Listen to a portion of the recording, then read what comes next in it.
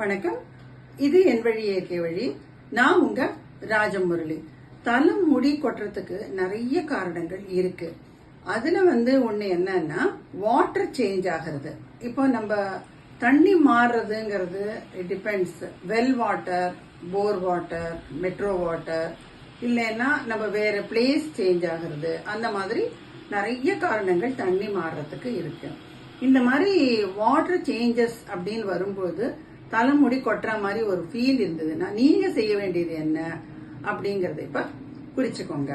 சின்ன வெங்காயம், கரிசலாங்கண்ணி கீரை, செம்பருத்தி பூ, ஒத்த செம்பருத்தி பூ, இது மூணும் தனித்தனியா நீங்க நல்லா அரைச்சு ஜூஸ் எடுத்து 2 ஸ்பூன் வச்சுக்கோங்க.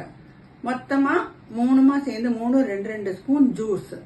இந்த ஜூஸ் எல்லாம் நல்லா கலந்துட்டு அதுக்கு மேல நீங்க 1 டீஸ்பூன் எந்த ஷாம்பு வேணா இருக்கலாம் வித்தவுட் கண்டிஷனர், அதையும் போட்டு நல்லா மிக்ஸ் பண்ணிட்டு தலைய முதல்ல தண்ணி விட்டு அதுக்கப்புறமா இந்த கலந்து வச்சிருக்கிற இந்த கலவையை கொடுத்து நீங்க வாஷ் பண்ணி பாருங்க.